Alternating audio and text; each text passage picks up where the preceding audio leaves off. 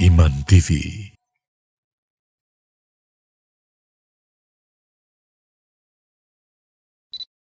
Hadis ini menunjukkan keutamaan sahabat Nabi yang bernama Mu'ad bin Jabal.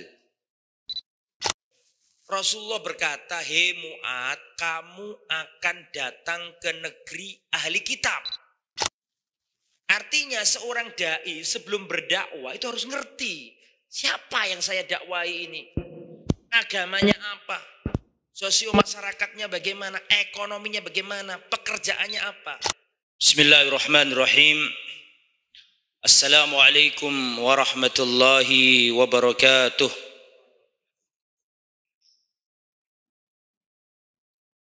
Innal hamdalillah nahmaduhu wa nasta'inuhu wa nastaghfiruh wa na'udzu billahi min syururi anfusina wa min sayyiati a'malina.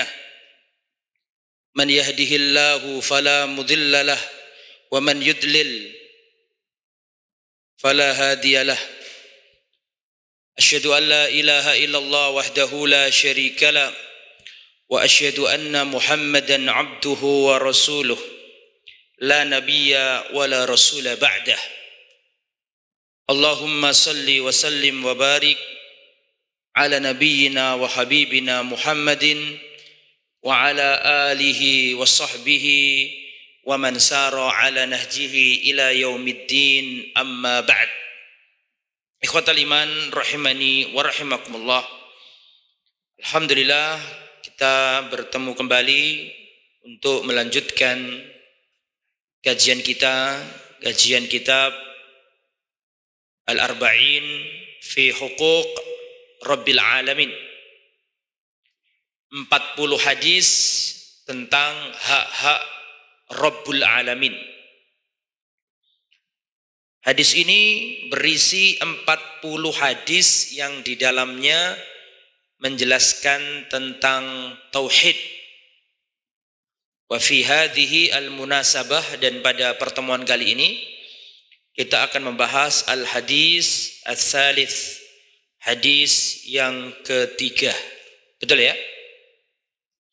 Qala al-muallif hafidhahullah, pengarang kitab ini semoga Allah menjaga beliau berkata, An Ibni Abbasin radhiyallahu anhuma, dari Abdullah bin Abbas semoga Allah meridhoi keduanya. Siapa Abdullah bin Abbas itu? Abdullah bin Abbas adalah anak paman Rasulullah, sepupu Rasulullah sallallahu alaihi wasallam.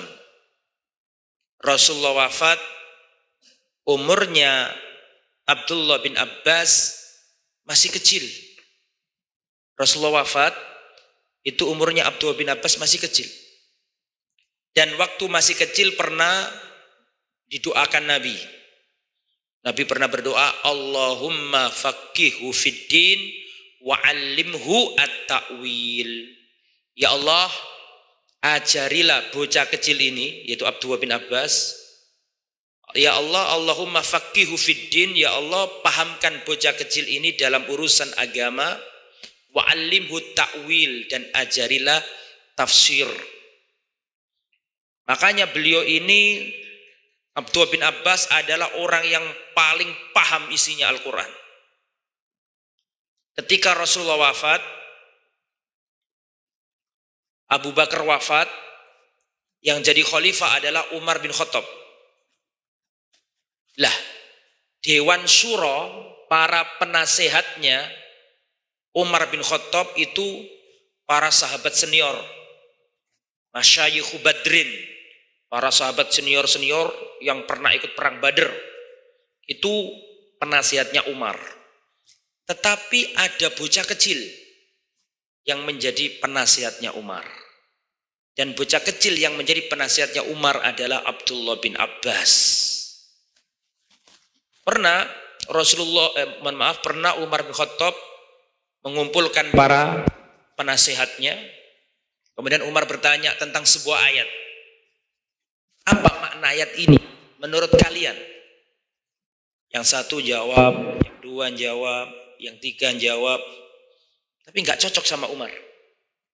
Kemudian Umar berkata, kalau kamu, wahai Abdullah bin Abbas, bocah kecil, apa makna dari ayat ini?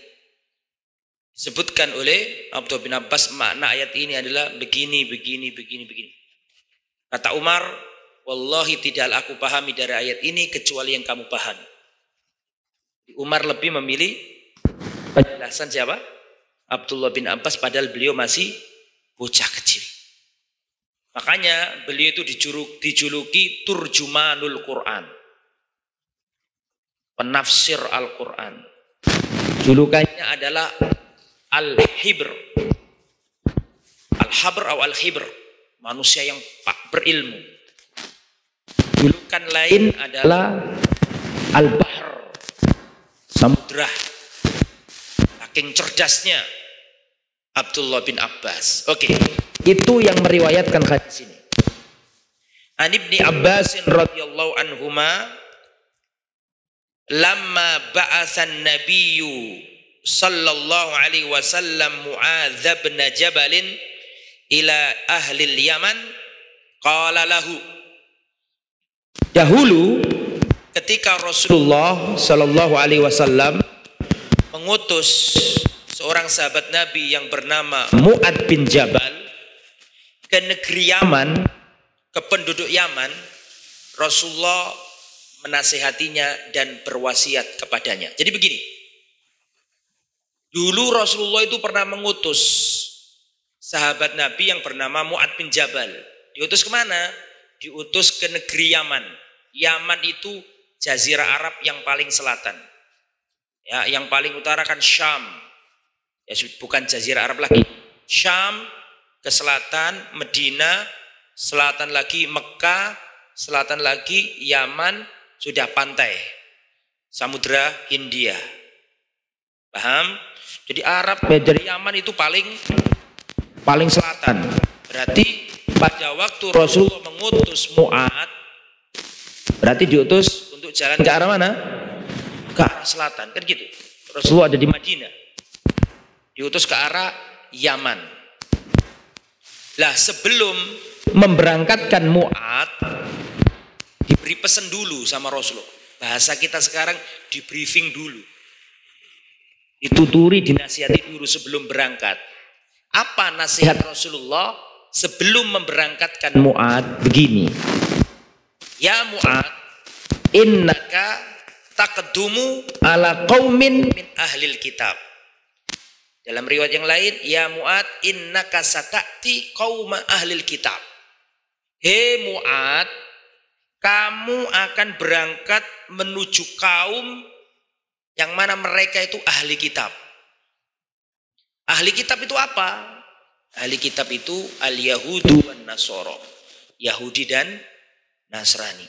Wahai Mu'adz, kamu akan datang ke negeri Yaman yang mana penduduknya ahli kitab, Yahudi dan Nasrani. Falyakun awwala ma tad'uhum ilaihi an yuwahhidullah ta'ala. Maka wahai Mu'adz, jadikan yang pertama kali kamu dakwakan kepada mereka an yuwahhidullah, mentauhidkan Allah.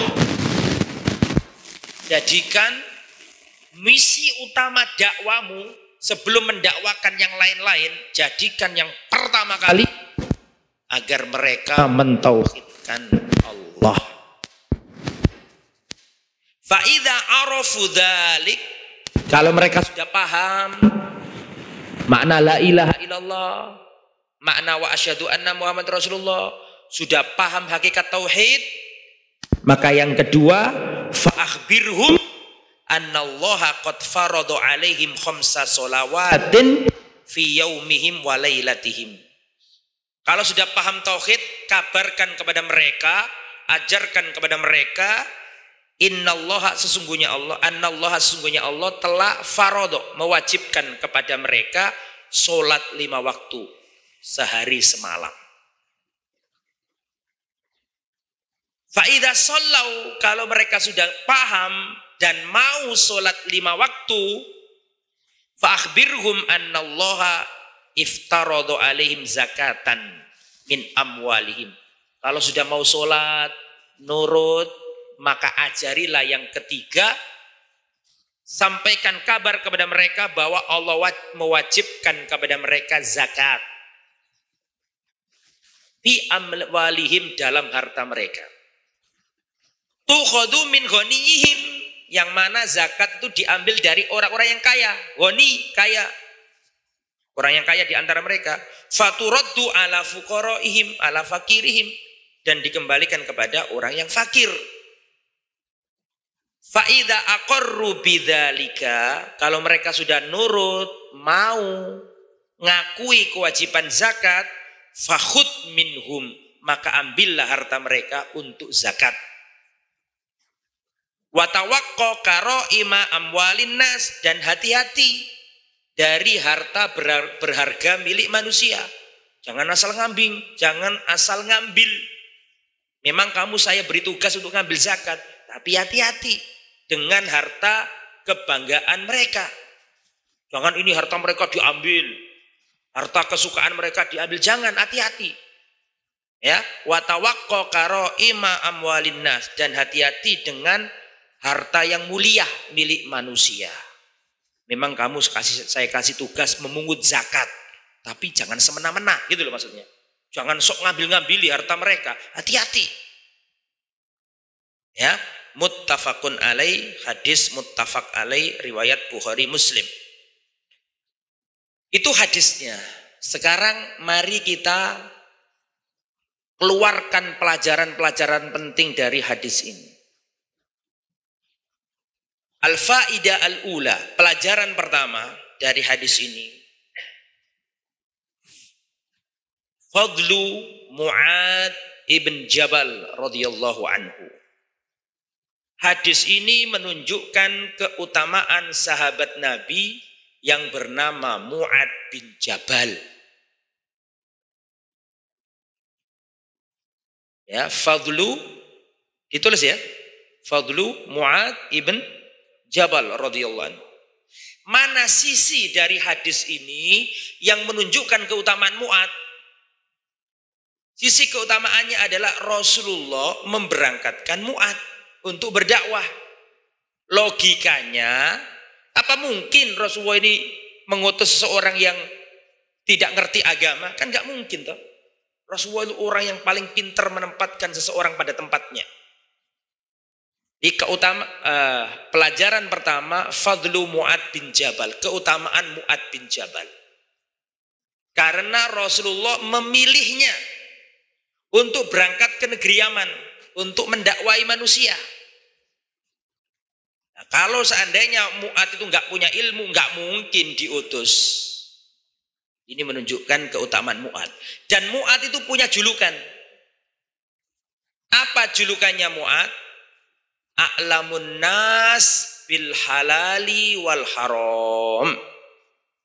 Julukannya Mu'ad adalah manusia yang paling paham halal dan haram. Halal dan apa? Dan haram.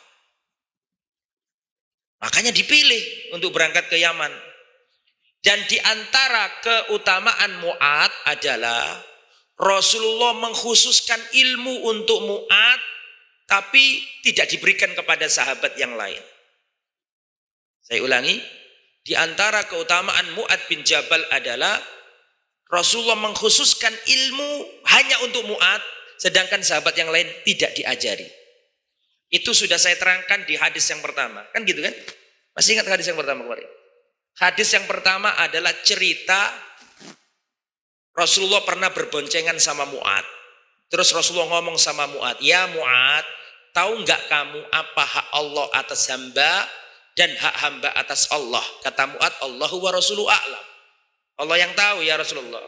Maka diajari sama Nabi, hak Allah adalah Allah disembah, tidak boleh disekutukan. Adapun hak hamba adalah Allah tidak mengazab apa? Hamba yang tidak mensyukutukan Allah, kan gitu kemarin. Mu'ad seneng, ya Rasulullah, apakah boleh saya ceritakan kabar ini kepada sahabat-sahabat yang lain? Kata Nabi, jangan, khusus kamu saja. Fayat takilu, nanti khawatir mereka meremehkan dan bersandar dengan hadis ini. Ini dalil tentang keutamaan Mu'ad. Makanya nggak heran Mu'ad dalam hadis ini dipilih oleh Rasul untuk berdakwah kemana tadi? Ke Yaman. Jelas kira-kira? Oke, itu pelajaran pertama. Al-Faidah al-Tsaniyah, pelajaran yang nomor 2 dari hadis ini.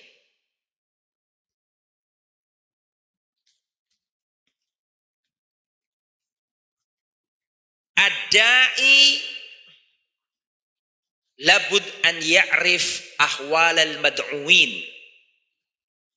Seorang dai wajib mengetahui keadaan orang yang akan didakwai. Seorang dai harus mengetahui keadaan orang-orang yang akan didakwai. Pertanyaan saya tolong dijawab. Ya ayyuhat thalabah, dari mana pelajaran itu?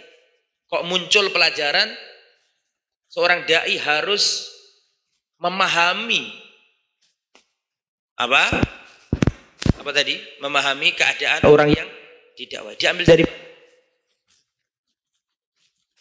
iya. Rasulullah berkata, "Hei Mu'ad, kamu akan datang ke negeri ahli kitab."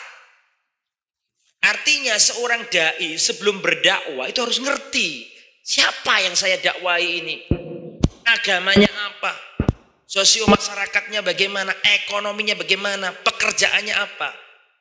Karena kalau saya di hadapan saya para santri, para mahasiswa, terus saya pulang kampung di depan para petani, apakah cara saya sama? Kan beda. Bisa dipahami? Tentu bahasanya pun harus beda. Ya, ini orang petani, ini mahasiswa. Bahasanya pun harus beda. Termasuk tadi Rasulullah mengatakan, "Hei Mu'ad, besok kamu berangkat ke Yaman dan penduduk Yaman itu ahli kitab, Yahudi dan Nasrani." Tentunya beda mendakwai Yahudi Nasrani dengan mendakwai kafir Quraisy. Paham maksudnya? Kalau kafir Quraisy nyembah patung, kan gitu. Kalau Yahudi tidak nyembah patung. Mereka punya kitab, tapi kitabnya diacak-acak. Berarti Rasulullah seakan-akan memberi informasi, kamu harus siap-siap. Siapa yang kamu hadapi dalam berdakwah itu. Nah, ini pelajaran nomor berapa tadi? 2. Pelajaran nomor 3. Hadzal hadis dalilun ala anna ahlal Yaman ya humul yahudu wan nasara fi zaman au fi ahdi qabla al-Islam. Hadis ini dalil bahwa dulu penduduk Yaman itu agamanya ahli kitab Yahudi dan Nasrani. Jadi Yaman itu sebelum Nabi lahir agamanya sudah Yahudi dan Nasrani. Saya cerita, perhatikan. Yaman itu Nabi belum lahir sudah dikuasai Yahudi dan Nasrani. Dulu Yaman itu kuat Nasraninya, Kristennya. Terus muncul kerajaan Yahudi. Kerajaan Yahudi ini bengis, semua orang Nasrani dibunuhi. Itu Rasulullah belum lahir ini. Kalau di Mekah kan jelas menyembah apa tadi? Berhala. Tidak ada Kristen, tidak ada Yahudi di Mekah, tidak ada. Tapi di Yaman sebelum Nabi lahir sudah ada ahli kitab. Yahudi Nasrani sudah ada. Kristen sama Judaism sudah ada. Oke. Ini Yahudi memegang pemerintahan. Maka seluruh orang Nasrani disiksa. Disuruh masuk agamanya mereka. Kalau nggak mau, dibuatkan parit besar. Dibuatkan parit, dikasih api yang menyala. Kalau mau murtad dari agama Kristen, selamat. Tapi kalau tetap ajaran Nasrani, disuruh nyemplung dan mati dibakar. Dan itu diabadikan Allah dalam Al-Quran. Was-sama'i dzatil buruj wal yaumil maw'ud wasyahidi wa mashhud qutila ashabul ukhdud. Itu ceritanya. An-nari dzatil waqud idhum 'alaiha qu'ud. Itu ceritanya di situ tuh. Orang yang beriman disuruh nyemplung di parit-parit itu. Nah, singkat cerita, Yahudi merajalela. Orang Yahudi jumawa, orang Kristen tertindas. Ini Nabi belum lahir. Akhirnya berita penyiksaan dan genosida, pembunuhan massal besar-besaran menghabisi orang Kristen itu terdengar Kaisar Romawi. Perhatikan, Yaman paling selatan, ke utara Mekah, ke utara lagi Medina, ke utara lagi Syam. Tempatnya apa? Romawi kan gitu kan? Romawi di sini jauh. Antara Syam, Romawi dengan Yaman ini jauhnya luar biasa. Dari ujung utara sampai ujung selatan. Tentara Romawi mau menyerbu Yaman karena dikuasai oleh orang Yahudi. Sedangkan Kaisar Romawi pada waktu itu agamanya apa? Apa? Oh, Islam gimana Islam? Nasrani, masalah. Saya yang salah dengar, mohon maaf. Nasrani. Lah, Kaisar Romawi ini sebelum Heraklius. Kalau Heraklius kan raja Romawi yang sezaman sama siapa? Rasul. Ini sebelumnya, Nabi belum lahir. Kaisar Romawi ini mau menyerang dengan membawa pasukan yang besar untuk menghantam Yaman. Terlalu panjang dan medannya padang pasir gersang. Paham ya? Khawatir tengah jalan mati kekurangan air. Akhirnya apa yang terjadi? Kaisar Romawi telepon Raja Najasyi. Kok telepon? Nulis surat. Kaisar Romawi nulis surat dikirim ke Raja Najasyi. Najasyi bukan Najasyi yang sezaman sama Nabi. Najasyi itu Ethiopia. Ethiopia itu Habasyah. Itu di Afrika. Antum setelah ini coba lihat peta. Antara Afrika dengan Yaman itu dekat. Cuma dipisahkan dengan Al-Bahrul Ahmar. Laut Merah. Jadi resikonya lebih ringan. Daripada berangkat dari Syam untuk membawa pasukan sampai ke Yaman terlalu jauh. Kirim surat. Najasyi itu kan raja apa? Kristen apa? Muslim apa Yahudi? Hah? Nasrani. Kan belum masuk Islam. Belum ada Rasul itu. Jangan ngomong Islam dulu, Rasulullah belum lahir ini. Besar menyeberangi Laut Merah dan singgah di Yaman dan habisi orang-orang Yahudi itu. Berangkat. Panglima perang yang diutus oleh Najasyi namanya Abroha. Pernah dengar nama Abroha? Jadi Abroha itu rambutnya hitam, keriting, ya, dan dia orang kulitnya hitam, keriting karena orang Afrika. Berangkat atas perintah Najasyi yang ditekan oleh Romawi. Sampai di tanah Yaman, maka pasukannya Abroha yang Nasrani tadi menghabisi tentara Yahudi sehingga Daulatul Himyar al-Yahudiyah hancur. Sehingga Nasrani yang apa? Yang menang, Yahudi disingkirkan, ganti pemerintahan, sekarang dikuasai Kristen semuanya. Ini ada hubungannya sama kisah ini. Akhirnya apa yang terjadi? Pemimpinnya namanya Abroha membuat gereja besar di negeri Yaman. Nah, soalnya dia melihat orang-orang Arab kok selalu datang ke Ka'bah, selalu haji. Semua dari kabilah-kabilah Arab berangkat ke Mekah untuk umroh dan haji sesuai dengan itu kan peninggalannya zaman Nabi Ibrahim, diselewengkan sama orang jahiliyah. Tapi ada haji dan umroh. Akhirnya Abroha mikir, ini kita harus membuat tandingan supaya orang-orang Arab tidak usah pergi ke Mekah. Kita buatkan gereja besar di negeri Yaman, namanya Al-Qulaisy. Buatkan gereja besar, dikasih lapisan emas supaya orang Arab gak usah ke Mekah, cukup ke gereja ini. Nah, orang Arab gak suka. Orang Arab itu sukanya hanya kemana tadi? Ke Ka'bah. Bahkan orang musyrik pun suka Ka'bah, kan gitu kan. Pada waktu itu orang Arab gak ada yang mau datang ke gereja itu. Akhirnya datang ke gereja itu dikotori, dibuangi kotoran. Pagi-pagi Abraham marah melihat gerejanya belepotan dengan apa? Kotoran-kotoran. Langsung dia menyiapkan pasukan besar, tentara bergajah menyerang Mekah untuk menghancurkan Ka'bah. Nah itu ceritanya di situ itu Abroha. Maka Abroha berangkat ke Mekah untuk menghancurkan Ka'bah. Di tengah jalan fa'arsala alaihim thayran ababil. Jadi saya mau tanya, agamanya Abroha itu apa? Kristen, tentara salib pertama yang ingin menghancurkan Ka'bah. Tentaranya Abroha itu. Dan secara bangsa Arab apa bangsa mana dia? Bangsa Habasyah, orang Afrika. Itulah. Jadi maka tidak heran. Nah, Rasulullah kan lahir pada tahun apa? Rasul lahir pada tahun gajah. Sehingga bisa dipastikan pada waktu Rasul lahir kondisi Yaman masih dikuasai apa? Nasrani. Terus lambat laun berjalan waktu Rasulullah hijrah ke Medina. Di Medina itu Rasulullah ngutus sahabat Nabi namanya siapa tadi? Yaman untuk pergi ke Mu'ad bin Jabal untuk pergi ke Yaman. Otomatis penduduknya masih ahli kitab. Makanya Rasulullah mengatakan, ya Mu'ad innaka satati qauman min ahlil kitab.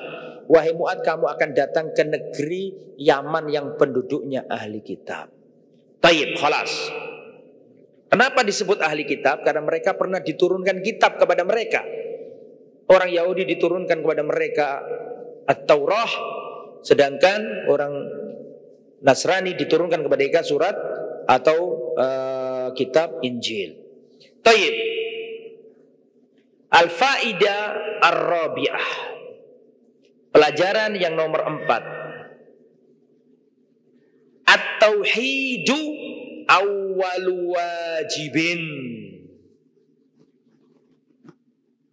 Tauhid adalah kewajiban yang pertama.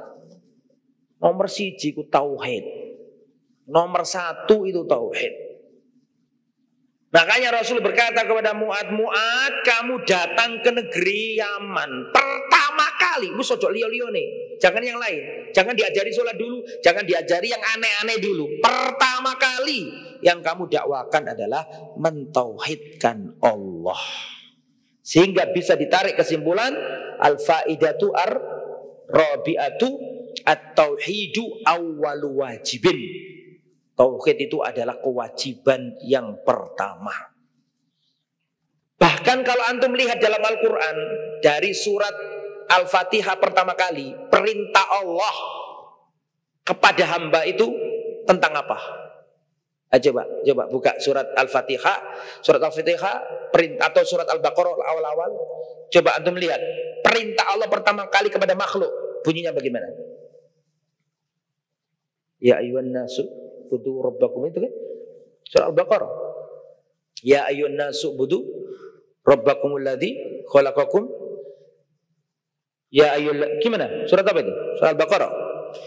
Iqra ya Syekh.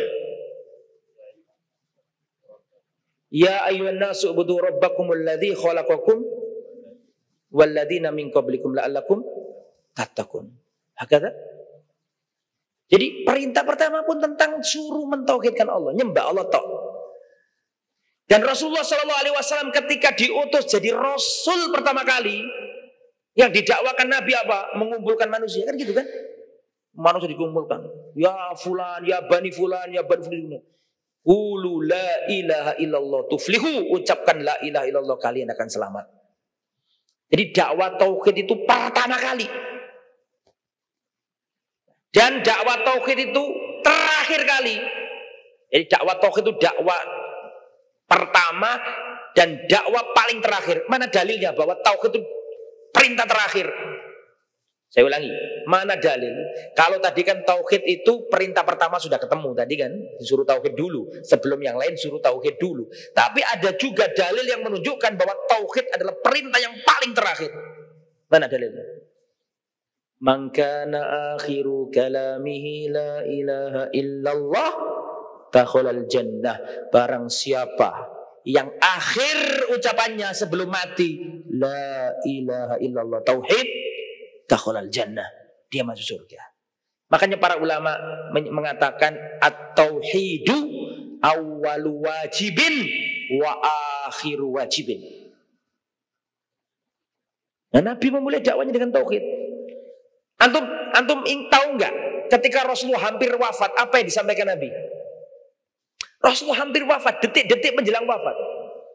Tahu nggak antum apa yang disampaikan Nabi? Nabi mengatakan begini, la'anallahu al-yahuda wan nasara ittakhadhu qubur anbiya'ihim masajida. Laknat Allah bagi Yahudi dan bagi Nasrani yang telah menjadikan kuburan para nabi sebagai tempat penyembahan. Orang-orang soleh sebagai tempat penyembahan. Seakan-akan Nabi itu ngomong, besok kalau aku mati jangan sampai kuburanku disembah. Tentang apa berarti? Tentang apa berarti? Tentang tauhid. Makanya para ulama menyimpulkan, at-tauhidu awwalu wajibin wa akhiru wajibin. Ketika Abu Thalib dalam keadaan sakaratul maut, Rasulullah juga mengatakan, ya ammi qul la ilaha illallah. Paman, ucapkan la ilaha illallah. Enggak diperintah yang lain. Ayo man sholat dulu. Enggak, apanya yang disolati? Wong tauhid aja belum kok. Maka at-tauhidu awwalu wajibin wa akhiru wajibin. Nah, itu pelajaran nomor berapa? Nomor 4. Harus mendakwakan tauhid pertama kali. Karena yang lain enggak ada manfaatnya kalau tauhidnya salah. Surat apa?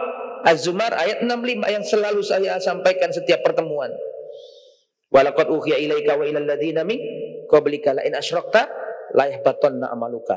Telah kami wahyukan kepadamu wahai Muhammad dan kepada nabi-nabi sebelummu. La in asyrakta la yahbatanna amaluka. Kalau kamu melakukan kesyirikan, hancurlah amalanmu, salatmu, zakatmu, hajimu, sedekahmu, jihadmu, bakti orang tua, semuanya habis percuma kalau masih melakukan kesyirikan. Az-Zumar ayat 65.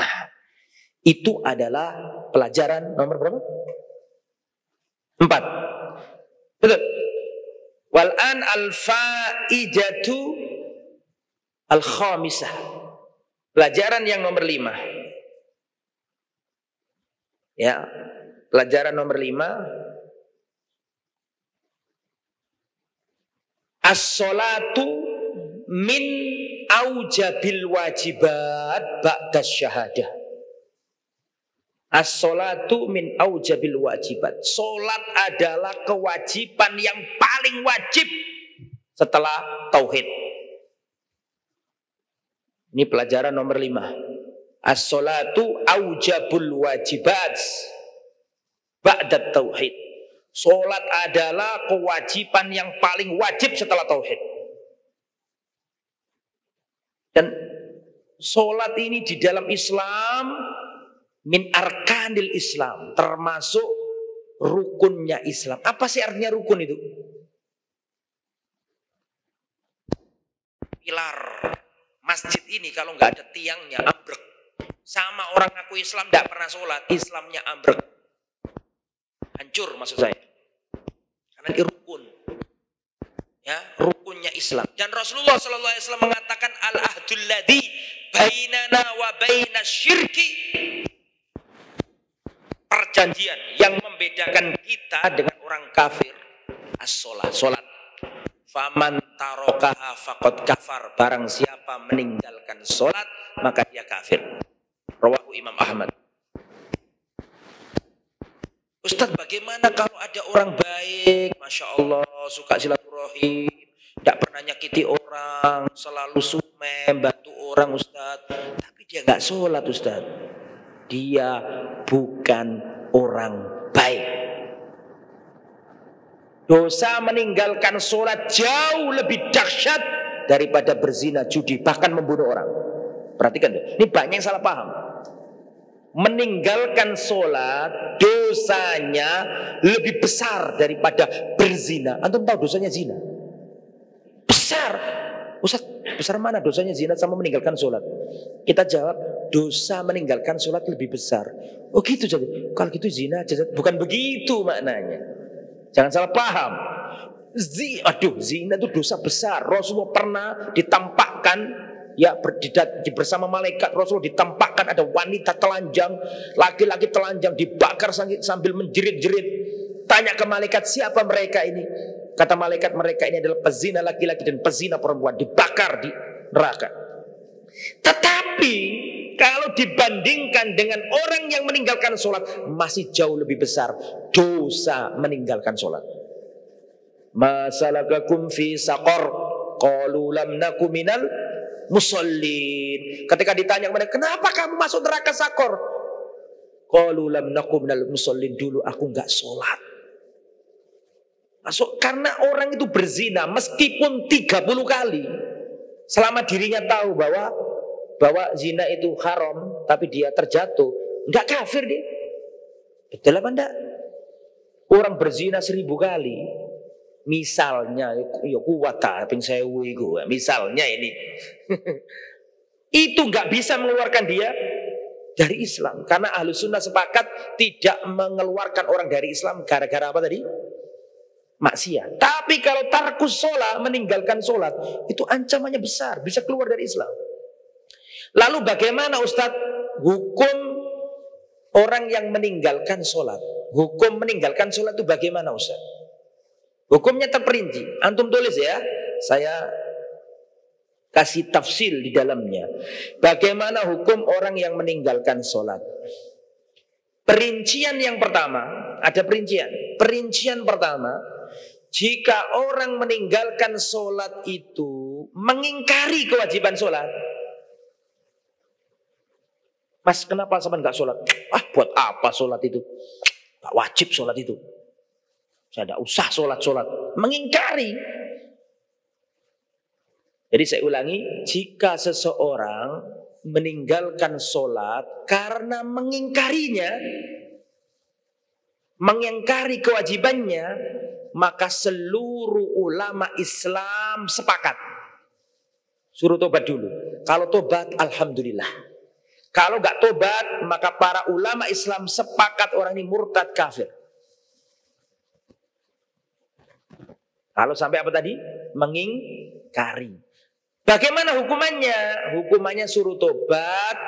Kalau nggak tobat, maka dihukum bunuh. Ini seluruh ulama Islam, mau Syafi'i, mau Hambali, mau Maliki, mau Hanafi, sepakat. Dihukum bunuh. Setelah dibunuh, tidak boleh disolati, tidak boleh dikubur di kuburan kaum muslimin, tidak boleh diwarisi, ya, dan tidak boleh didoakan, dan seterusnya. Karena dianggap orang apa? Murtad. Itu kalau mengingkari, mengatakan sholat gak wajib, sholat gak penting, sholat gak usah. Itu sepakat ulama Islam. Orang ini kalau gak tobat murtad dari Islam. Dan hukumannya sangat dahsyat tadi itu. Itu perincian pertama ya ikhwah. Sudah selesai perincian pertama, taruh sudah. Nah, sekarang ada perincian yang nomor 2. Orang meninggalkan sholat, tapi nggak mengingkari. Loh, aku tahu sholat itu wajib. Aku tahu aku ini berdosa. Dan aku tahu sholat itu wajib. Tapi ya apa ya, aku capek sholat itu. Kesel aku, habis kerja capek-capek. Memang aku tahu sholat itu wajib, tapi aku males. Pertanyaan saya, tolong dijawab. Yang nomor 2 ini beda nggak yang dengan yang pertama? Tahu perbedaannya? Kalau yang pertama kan dari dasar sudah mengingkari, tidak mau. Kalau itu sepakat para ulama murtad dari Islam. Yang kedua ini nggak mengingkari. Loh, aku tahu, aku iman kepada Allah, sholat itu wajib. Dan aku tahu diriku ini berdosa karena meninggalkan sholat. Aku nggak mengingkari kewajiban sholat. Cuma aku ini males. Aku nggak sholat soalnya apa tadi? Males. Lah, untuk yang nomor 2 ini, dia murtad apa enggak? Tolong dijawab, murtad apa enggak? Khilaf para ulama. Masih khilaf, jangan dibilang enggak.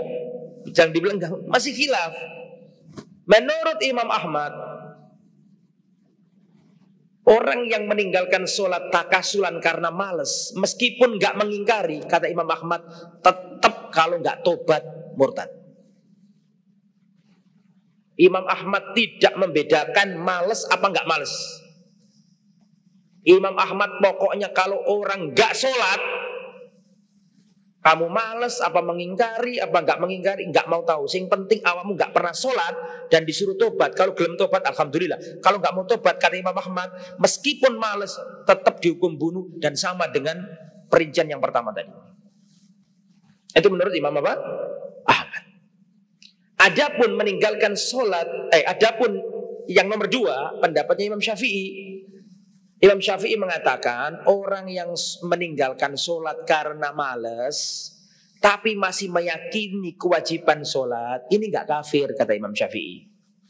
Karena dia masih mengimaninya. Kata Imam Syafi'i nggak kafir. Tapi innahu murtakibul kabirah. Dia melakukan dosa besar. Dosanya luar biasa.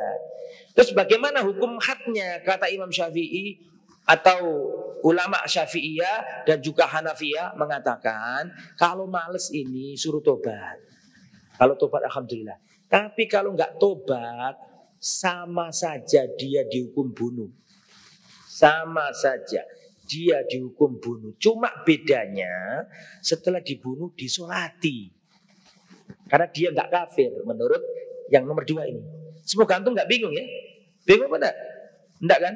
Yang nomor 2 ini tetap meskipun dihukum bunuh tapi masih dianggap sebagai seorang muslim. Masih disolati, masih dikubur, boleh didoakan, boleh diantarkan jenazahnya. Terlepas dari khilaf para ulama yang saya sebutkan tadi, intinya meninggalkan sholat itu dahsyat apa enggak ancamannya? Sangat dahsyat. Jangankan orang yang tidak sholat, orang sholat saja bisa terancam kok. Wailul lil musallin. Celakalah orang yang sholat. Orang sholat lo bisa celaka. Apalagi yang tidak sholat. Oh, tambah nemen. Ya, tambah bahaya. Oke. Itu penjelasan nomor berapa tadi? Faedah yang keberapa itu? Faedah yang kelima, betul ya? Faedah yang nomor 5. Sholat adalah kewajiban yang paling wajib setelah tauhid. Dan di antara hal yang menunjukkan kedudukan sholat dalam Islam, itu perintah sholat itu nggak melalui Jibril. Ya, antum lihat. Perintah sholat itu nggak melalui Jibril. Perintah zakat Allah di atas arsy nyuruh malaikat Jibril turun bawa wahyu. Perintah jihad, perintah zakat. Tapi khusus perintah sholat gak pakai Jibril. Rasulullah di Isra Mi'rajkan ke langit. Sampai malaikat Jibril gak bisa nembus. Kan gitu kan ceritanya kan? Alaysa kadzalik, bukankah demikian?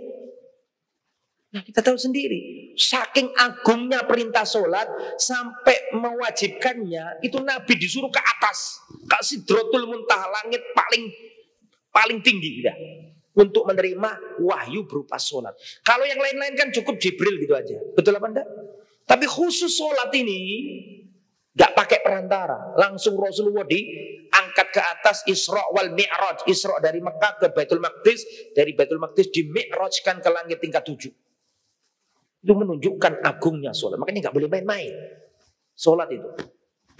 Nah terus sekarang pelajaran nomor 6. Al-faidatu as-sadisatu ya. Wujubuz zakah. Kewajiban menunaikan zakat. Zakat secara garis besar ada 2 jamaah. Kalau saya ceritakan tentang zakat khusus ya berhari-hari ini. Tapi ini secara global aja. Zakat itu secara global ada 2. Yang pertama zakatul fitri. Zakat fitrah yang dibayar di penghujung Ramadan. Setiap jiwa mengeluarkan 1 sok. Kan gitu kan? 1 sok itu 4 mud. 1 sok itu 4 mud. Jadi 4 ginian. Tuh 2, 3, 4. Jadi takaran bukan timbangan. Sebenarnya begitu. Takaran bukan timbangan. Cuma setelah dikonversi ke kilogram terjadi khilaf para ulama. Ada yang mengatakan 3 kilo, kayak Lajnah Daimah Ulama Arab Saudi merojekkan 3 kilo. Sebagian orang Indonesia merojekkan 2,5 kilo kan gitu gitu. Tapi kalau mau ragu-ragu ya sudah 3 kilo aja kan gitu. Per orang. Batas akhirnya sebelum sholat Id itu zakat fitrah. Diberikan kemana zakat fitrah ini? Khusus fakir miskin. Panitia nggak dapat. Beda dengan zakat mal. Kalau zakat fitrah khusus diberikan kepada al-fuqara wal masakin. Itu jenis zakat yang pertama. Jenis zakat yang kedua adalah zakat mal. Zakat harta kita, harta benda. Lah kapan orang wajib mengeluarkan zakat mal, zakat harta kita itu? Kapan orang wajib mengeluarkan zakat harta atau zakat mal? Syaratnya ikhwatal iman, satu, hartanya harus mencapai nisab. Kalau belum mencapai nisab, belum wajib zakat. Lah masalahnya itu berapa nisabnya harta kita? Nisabnya harta kita itu kata Rasulullah ishruna dinar, 20 dinar. Kalau Anda punya uang seukuran 20 dinar berarti Anda dianggap kaya dalam Islam dan Anda wajib zakat. Jadi batas nisab harta kita dianggap orang kaya dalam Islam dan wajib mengeluarkan harta kalau uang kita sudah mencapai nilai ishruna dinar, 20 dinar. Nah 20 dinar itu berapa kalau dikonversi ke rupiah? Satu dinarnya sama dengan 4,25 gram emas murni. Satu dinarnya itu 4,25 gram emas murni. Berarti kalau 20 dinar berarti kan 4,25 kali berapa? Kali 20, hasilnya berapa Mas Habil? 4,25 kali 20. 85 gram emas murni. Jadi kalau Anda punya uang seukuran 85 gram emas murni, berarti Anda dianggap kaya. Lah, 1 gramnya sekarang berapa? Saya tadi baru browsing di internet. Di Antam sekarang itu 900 lebih. 1 gram emas murni loh ya, bukan emas yang gak murni. Emas murni itu 1 gramnya sekarang itu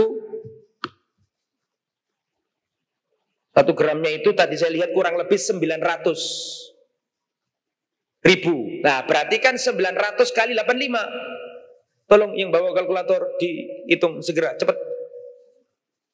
85 kali itu 900 kita buat rata-rata itu. Fluktuatif naik turun. 900 kali 85 berapa? Berapa? 76.500 ya. 76.500 betul. Nah, betul.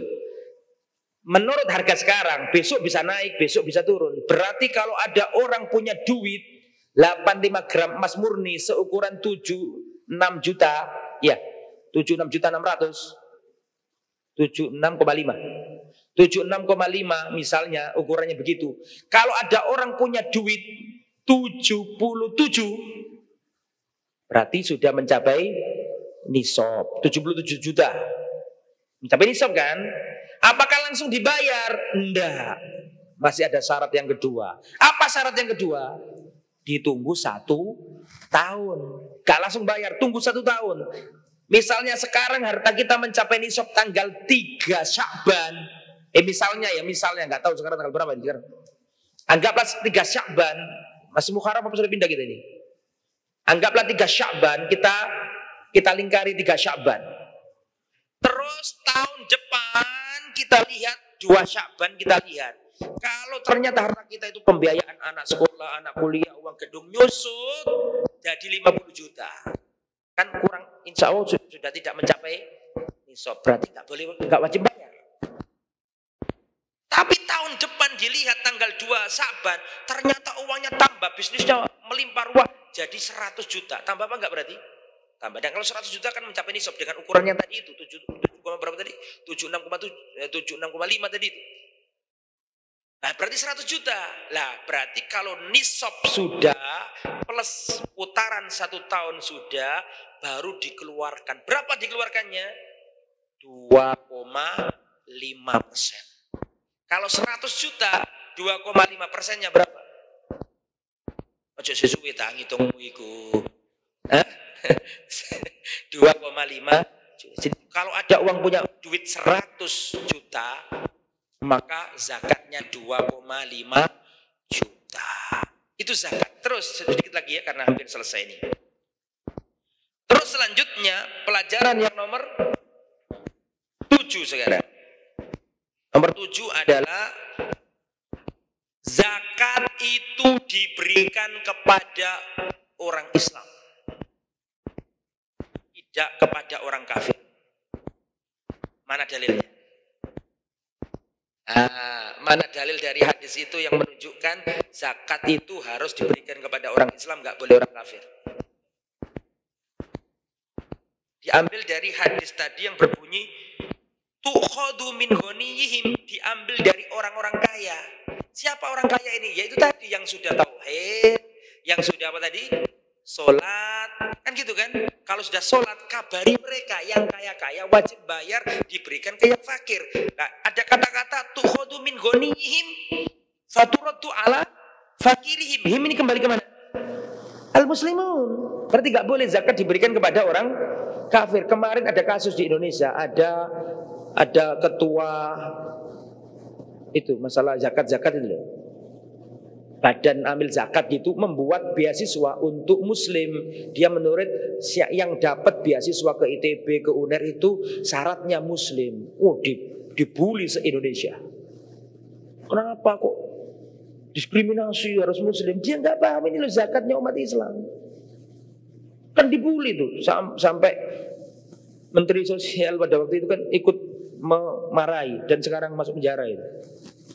Nah, itu boleh dihibai karena dia jelas-jelas ya kan. Siapa namanya itu yang kemarin karena kena kasus bansos itu loh, masuk penjara juga. Kasihan yang dibully orang se-Indonesia. Padahal itu uang zakat umat Islam. Berat umat Islam untuk mengatur uangnya sendiri. Nggak mungkin dikasih. Kecuali kalau mu'alaf. Mu'alaf itu nggak mesti sudah masuk Islam. Mu'alaf itu nggak mesti sudah masuk Islam. Tapi mu'alaf yang hatinya memungkinkan sekiranya apa? Ditaklif. Oh, ini kasihan orang ini. Dia ini perlu ditaklif hatinya. Dikasih boleh. Selain itu nggak boleh. Nah, terakhir. Sebelum terakhir. Yang keberapa berarti? Pelajaran yang nomor 8. Wujubut tadarruj fid dakwah. Kewajiban pelan-pelan harus berjenjang dalam berdakwah. Ojo kesusu, antem kromo. Pelan-pelan, pertama dakwah, tauhid dulu. Kalau tauhid sudah ngerti, diajari sholat. Berjenjang. Saya pernah nyampaikan kajian, Pak. Sing teko wakeh. Wong di masjid organisasi tertentu. Sing teko wakeh. Penuh, moro-moro arek sing wis ngaji-ngaji kita akoni aneh-aneh.